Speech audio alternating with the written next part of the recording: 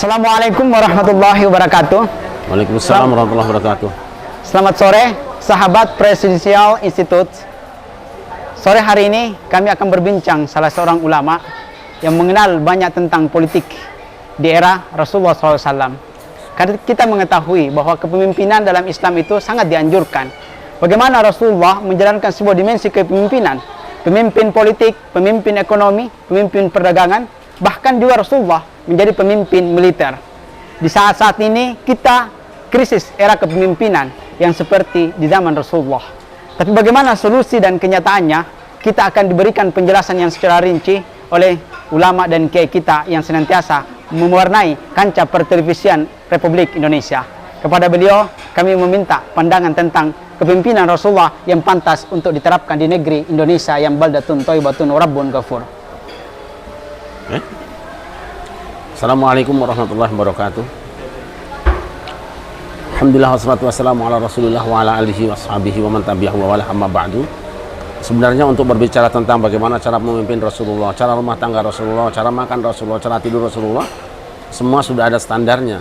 Yaitu ketika ditanyakan pada Aisyah radhiyallahu anha, bagaimana tentang pribadi Rasulullah, dia menjawab, kana khuluquhu al-Qur'an. Akhlak Rasulullah itu ada Al-Qur'an.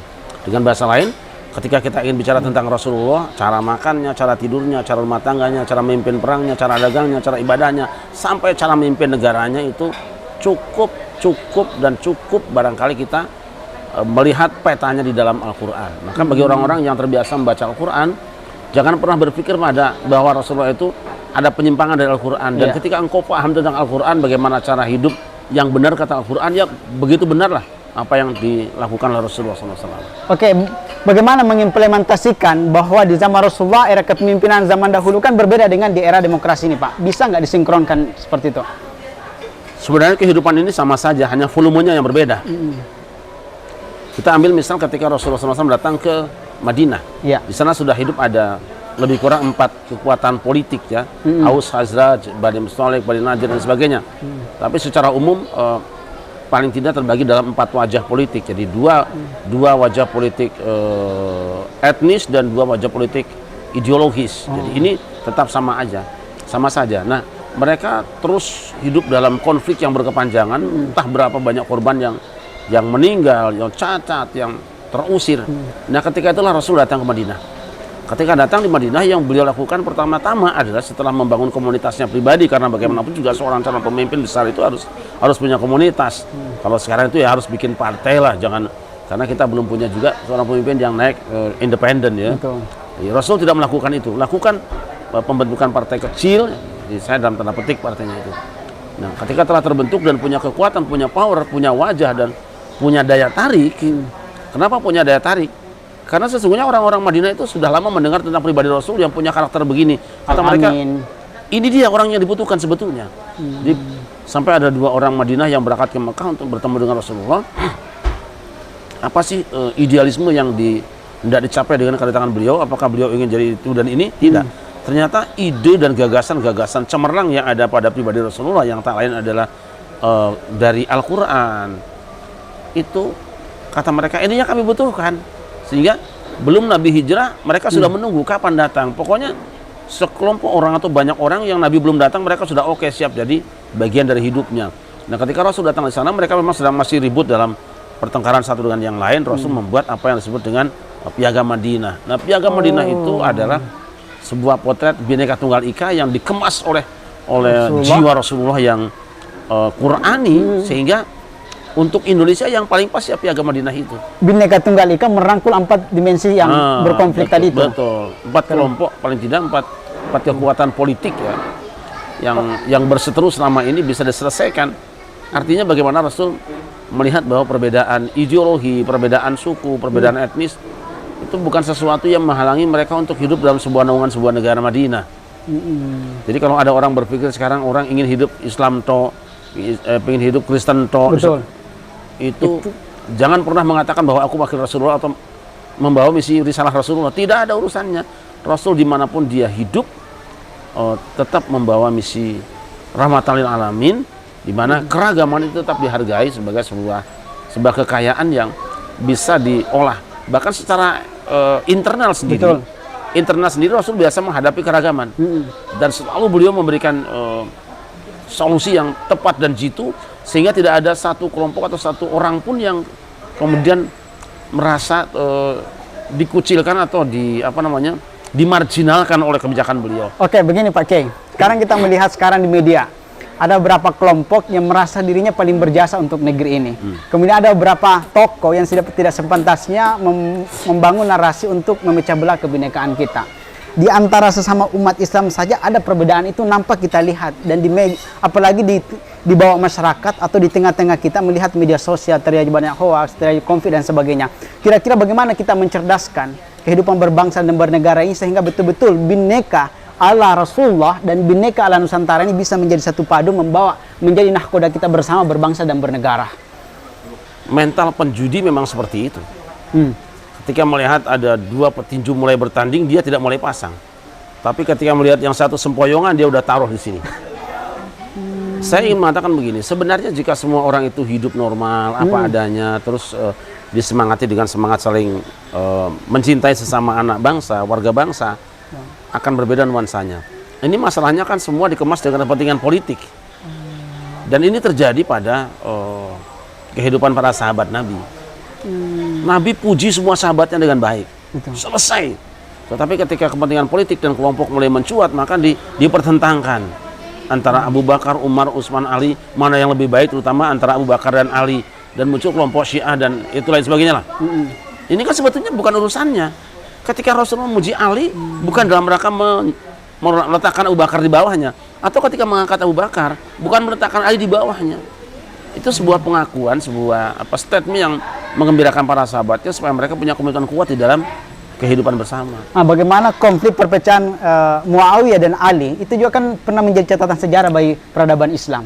Ada satu statement yang bagus dari ulama Asy'ariyah yang kita istilahkan dengan Ahlus Sunnah wal Jamaah, karena Ahlus Sunnah itu memelihara tradisi yang pernah hidup, wal Jamaah dan memelihara kebersamaan state atau kalau sekarang persatuan Indonesia. Ada satu statement mengatakan begini, wa ma jaro bainas sahabi naskutu anhu wa ajral ijtihadi nuthbitu. Apa yang pernah terjadi di antara para sahabat-sahabat Nabi itu sebaiknya menurut kita diam saja, jangan bicarakannya. Dan kita yakini saja bahwa mereka semua melakukan ijtihad yang disesuaikan dengan pemikirannya, bahwa mereka berpendapat bahwa yang terbaik adalah ini. Terjadinya konflik itu karena keragaman pendapat.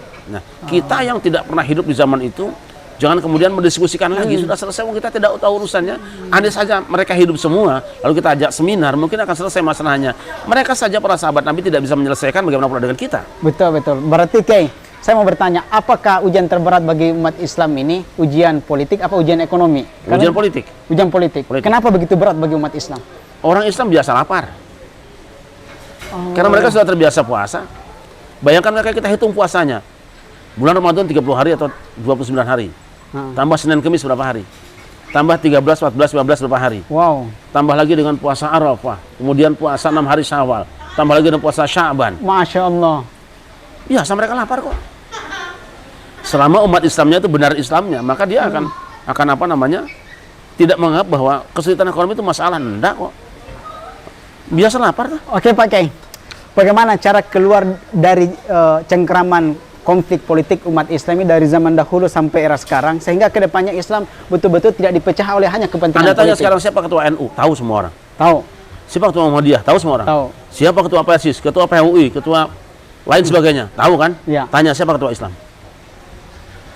Nabi Muhammad SAW. Apa? Hari ini siapa? Tidak ada kan? Tidak ada. Tidak ada. MUI bagaimana sebagai nahkoda kita bersama? Enggak. Saya sering mengatakan MUI itu kelihatan luar bagus, dalam biasa saja ada kepentingannya. Yang saya maksud begini, ketika di dalam mereka memang rukun, tapi ketika pulang ke rumah masing-masing mereka tetap bela kelompoknya. Kalau tidak, kenapa tidak kita lebaran bareng, puasa bareng? Ya.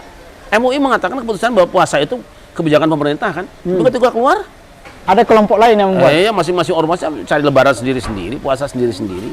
Omong kosong lah. Berarti MUI sendiri sebagai nahkoda kita bersama itu belum bisa menjadi sebagai solusi. Pada sebagian kecil masalah umat ya. Ya. Tapi pada sebagian lainnya, belum. Nah. Oke, Pak Kiai, kira-kira apa yang dibutuhkan umat Islam saat ini yang paling terpenting yang bisa menjadi nahkoda bersama. Karena ini sangat penting orisinal. Kalau umat Islam terus terpecah belah, maka kita hanya akan menjadi buih bagaikan di laut gitu. Bangsa ini merupakan bagian terbesar, umat Islam merupakan bagian terbesar dari bangsa Indonesia. Betul. Mereka yang menentukan kemana arah nahkoda, bagaimana kondisi kapalnya, mereka yang menentukan. Pemilu adalah bagian dari cara kita menentukan nahkodanya. Betul. Orang boleh berbeda pendapat sebelum kapal itu berangkat. Tapi kalau sudah berlayar, diamlah kalian. Serahkan semua kepada nahkodanya. Dan kita harus punya pikiran yang sehat. Pemilihan presiden misalnya, kita boleh berbeda pendapat saat pemilihannya. Ya. Ketika sudah terpilih si A, kita harus mengatakan begini, bukan si A yang menang, itu hasil final kerja kita bersama. Itu hasil kerja kita bersama. Misalnya Pak Prabowo yang menang.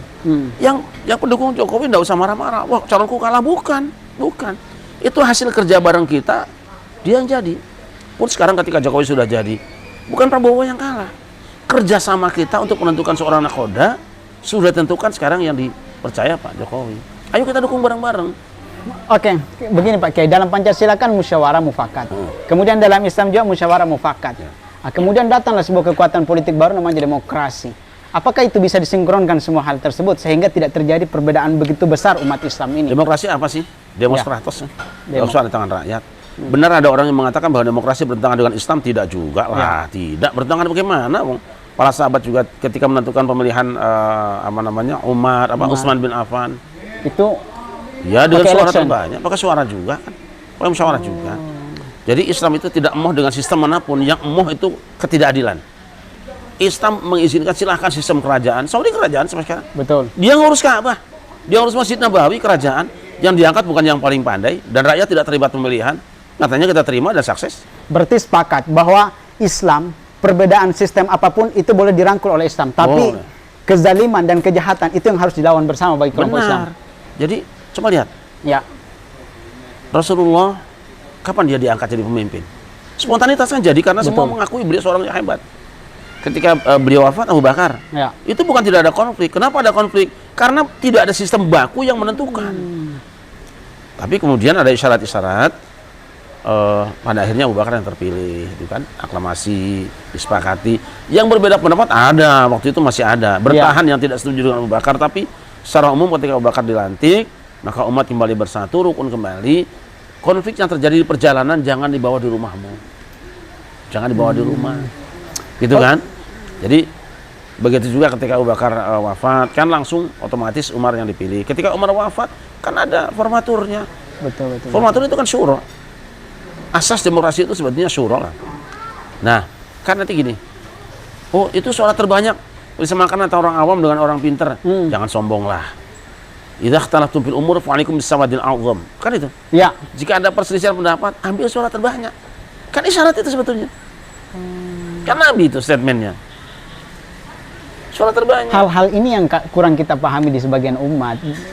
Iya, makanya kan kita sering mengatakan saya tidak merasa bisa agama, tidak merasa ngerti agama, Mbok yang ngaji agama baru setahun 2 tahun, jangan suka mengeluarkan fatwa atau statement yang kemudian hanya memancing kebencian antar sesama, gitu loh. Kan tidak masuk akal. Pak Jokowi yang sudah sampai masuk di Ka'bah dibilang kafir, bilang PKI. Pak Prabowo yang bolak-balik ibadah haji dan umroh dibilang Kristen. Apa sih untungnya buat kita? Apa untungnya buat kita? Nah, jadi saya melihat Pak Prabowo luar biasa. Apa luar biasanya? Beliau rival dalam pemilihan presiden. Betul. Tapi ketika tidak terpilih, ya kan? Dan yang terpilih adalah lawan politiknya, beliau diminta untuk ngurus negara ini, dia mau. Legowo lah bahasanya. Lalu mengapa ada orang-orang yang dulu sebagai pendukung beliau kok masih mencaci maki Jokowi? Anda ini sebetulnya targetnya ngangkat Prabowo atau hanya akan mempermainkan Prabowo? Jangan-jangan begitu Prabowo naik juga Anda akan main-main juga. Ada target lain yang Anda sedang rencanakan. Jadi saya pikir, mohon maaf ya, saya motong Pak Jan Farid, saya pikir harus mulai bicara hari ini dan menjadi orang tua lah. Untuk menjadi penasehat di orang-orang tua kita, penasehat politik, bagaimana? Saya kira begitu. Beliau sudah panjang pengalamannya, langkahnya juga sudah kemana-mana. Saatnya beliau mungkin bisa kumpulkan orang-orang yang ribut dan ribet itu, ayo ngomonglah. Oke, Pak Kiai, terakhir. Bisa nggak dijelaskan kepada pemirsa Presiden Institut bagaimana membangun sebuah skema kebersamaan sehingga keutuhan, persatuan, kebinekaan ini betul-betul bisa menjadi terrealisasi dalam waktu sesingkat-singkat. Mungkin 2024 negeri kita sudah menjadi negeri yang solid, bersatu, hanya berpikir bagaimana maju sehingga tidak berpikir bagaimana perpecahan yang dibentuk. Karena kalau kita lihat negara-negara barat, justru Eropa berpikir bagaimana maju, tidak berpikir bagaimana memecah dalam konflik. Saya sering mengulang-ulang tentang surat Al-Hujurat ya. Itu saya tidak mengklaim bahwa saya orang pertama yang memahami itu, tapi saya merasakan itu. Ada ya ayyuhalladzina amanu dimulai dengan ya ayyuhalladzina amanu, kemudian dinamakan dengan surat Al-Hujurat. Artinya apa? Ini isyarat sebetulnya umat Islam itu nanti satu rumah, cuma kamarnya berbeda. Faktanya apa? Ada akidah Asy'ariyah, Maturidiyah, Jabariyah, Mu'tazilah, Murji'ah, Syiah, ada Isna Asy'ariyah, ada Imamiyah. Itu kamar, sadari itu kamar. Tapi mereka masih satu rumah dengan kamu, rumah besar yaitu Islam. Dalam fikih juga sama, ada fikih Maliki, Hanafi, Syafi'i, Hambali. Itu kamar-kamar semua dan berbeda, namanya kamar pasti berbeda toh. Betul. Beda kamar pasti beda. Walaupun bedanya hanya pojok-pojoknya sedikit-sedikit lah. Tapi mereka masih satu rumah dengan kita. Nanti dalam thariqah tasawuf juga macam-macam. Pun dalam politik, di dalam umat menyalurkan politiknya itu jangan ada yang kaku. Betul. Silahkan masuk di mana saja, pergunakan itu sebagai sarana untuk kalian berdakwah, menyerukan kebaikan dan kedamaian. Islam itu kan rahmatan alamin. Betul. Saya sekarang mengatakan bahwa sekarang tidak ada partai Islam. Betul. Tidak ada. Tidak ada partai agama dan tidak ada agama partai. Yang ada partai ingin disebut agama dan ada orang yang mengagamakan partai atau mempolitisi agama untuk kepentingan partai. Tidak ada sekarang. Tapi salahkah ketika ada partai menggunakan simbol agama? Oh boleh-boleh saja, tapi ada resikonya dong. Resikonya apa? Orang yang tidak seagama tentu akan tidak suka. Itu kita harus siap dengan itu. Betul. Bahkan di zaman sahabat Nabi, bahwa sampai zaman-zaman Mamluk, kerajaan-kerajaan Islam juga itu menggunakan simbol-simbol agama, Pak. Ya selalu ada. Selalu ada orang namanya kepentingan politik itu selalu ada kepentingannya. Dan yang paling laris dijual itu kan agama. Agama. Narasi-narasi yang paling laris dan menyentuh perasaan orang sehingga orang mudah digerakkan itu kan agama. Jadi ya berhentilah mempolitisir agama. Jadi, tunjukkan prestasimu. Nah kalau engkau ingin disukai orang dalam beragama yang baik saja, tidak perlu ini Islam, tidak perlu. Betul. Saya katakan orang sekarang tidak butuh dengan ayat kok. Ya itu kan? Dengan contoh bil hasanah. Nah itu contoh teladan kehidupanmu, buktikan bahwa engkau baca Quran, kelakuanmu lebih baik daripada yang lain. Lalu bagaimana kalau misalnya orang partainya bagus, kadang-kadang kan simbolnya juga simbol agama yang paling hebat. Kok masuk penjara karena korupsi? Ya, justru mencoreng nama agama. Nah itu maka lebih baik tampilkan akhlaknya. Oke, Pak Kiai, mungkin close statement. Adakah jalan atau peluang umat Islam ini disatukan dalam sebuah mazhab, kemudian disatukan dalam sebuah harakah politik sehingga kita umat Islam ini menjadi jalan percontohan nakoda di negeri yang mayoritas 90% ini? Pada tahun 98 menjelang reformasi, setelah Orde Baru jatuh, saya ngobrol dengan Pak Profesor Kiai Haji Alyafi, saya berdua ngobrol. Saya bilang ke beliau pagi-pagi banget, kita ingin umat Islam jangan sampai berpecah belah dan tetap dalam satu wadah. Terus pandangan Pak Kiai Alyafi bagaimana tentang kehidupan umat Islam setelah ini? Beliau mengatakan lebih kurang begini, selama para pemimpin Islam masih begini, saya tidak ada harapan. Itu 98 ya. Karena saya dengan Pak Profesor Alyafi sangat dekat, alhamdulillah. Nah, saya ingin mengatakan begini, kalau saya diajak ngobrol, saya ayo para pimpinan partai, orang-orang pintar itu ngobrol, ayo kita ngobrol bareng-bareng. Kita punya prinsip apa? Kita tetap bersama walaupun tidak sama. Betul. Kita bisa bercanda walaupun berbeda. Prinsip itu yang harus kita pegang. Jangan bohongi rakyat juga. Ya. Sekarang kita kampanye di sana anti si B. Padahal pulang dia ngopi dengan si B. Rakyat diperlakukan seperti ayam adu kan? Dikasih makan, dikasih nasi kotak, kasih bungkus, kasih uang dikit-dikit transportasi, disuruh tarung. Sementara mereka yang sedang mengadunya duduk bareng. Justru negosiasi di balik meja. Oh iya, sekarang mereka sudah satu kabinet kok bareng-bareng kok. Rakyatnya suruh tarung terus. Nanti musim kemudian tarung lagi. Rakyatnya dianggap ayam adu saja, diempanin tiap hari. Dikasih makan, disuplai, disupport segala macam. Rakyat tidak tahu bahwa ini yang kelompok ini sebetulnya mereka satu sama-sama sedang mengadu kalian. ditarungkan rakyatnya. Saya ingin suaranya terdengar, rakyat sadarlah bahwa mereka yang tokoh-tokoh politik itu bohong terhadap kalian, itu bohong mereka itu. Jadi kalau sekarang, wah ini itu bohong, karena mereka ketika kamu disuruh benci si B, sebetulnya dia berteman dengan si B bisa ngopi bareng. Tapi kamulah dengan teman, dengan tetanggamu bisa berkelahi, dengan sahabatmu berkelahi, dengan keluargamu bahkan kamu berseteru. Para pemain politik itu bohong semua, itu sedang menjual kalian. Biasa namanya orang adu ayam kan, berapapun biaya untuk ayamnya, yang penting ayamnya tarung. Tapi si penonton kan duduk bareng. Betul. Jadi gini semuanya, kita tetap bersama walaupun tidak sama, dan kita bisa bercanda walaupun berbeda. Pegang itu, dan jangan pernah percaya dengan orang-orang yang selama ini jualan-jualan itu. Mereka tidak punya prestasi untuk gerak ini kan. Malah saya kan sering menyampaikan, kalau bisa ya DPR dibubarkan saja, diganti dengan kepanitiaan negara. Wow, miris sekali. Iya, gampang aja kan. Kalau cuma nyusun anggaran, 3 orang profesor bisa selesai. Ya kan? Kita nggak usah banyak-banyak itu ini. Sekarang nyusun keuangan misalnya, itu sarjana ekonomi bisa. Ya kan? Kalau cuma nyusun schedule gerak langkah negara, ya Pak Amin saya minta juga bisa. Ya. Apa sulitnya? Jadi nggak usah ada DPR yang gaji tiap bulan menghabiskan triliunan. Gedung besar, sekarang sudah nggak butuh gedung kita kok. Sudah pakai laptop di mobil juga bisa. Betul. Semakin canggih teknologi. Oh iya, semakin gampang. Jadi saya ingin DPR dibubarkan saja deh. Menteri nggak usah banyak-banyak. Ya. Kabinet Allah cuma 10 malaikatnya kok. Ya kan? Kabinet Allah dalam tanda petik, mohon maaf, itu 10 malaikat saja. Selesai ngurus dunia sampai hari kiamat. Ini ngurus 5 tahun saja kudu banyak menterinya. Itu apa? Habis-habisin duit. Nah, itu jadi yang penting itu, saya sih berharap mudah-mudahan nggak usah ada DPR deh, nggak usah. Kosnya mahal. Dosanya banyak juga. Betul. Rakyat saling bermusuhan aja. Nanti siapa misalnya untuk bicara soal agama ya MUI dengan ormas kumpul sendiri. Betul. Nanti siapa yang delegasikan, negara ingin punya kebijakan soal agama, mereka ngomong. Terus ini agama sedang ngurus perkembangan ekonomi bangsa gitu kan, keuangan. Undanglah berapa orang gitu kan, kumpul yuk seminar atau lokakarya, pakar-pakar ekonomi, hasilnya sampaikan. Selesai. Nggak menghabiskan biaya, tidak ada orang yang ambisi. Ini kan mubazir kita. Oke, Pak Kiai. Anggota DPR cuma duduk-duduk saja, sebagian yang ngatur, sebagian nonton film porno, kok untuk apa? Oke, terima kasih banyak Pak Kiai.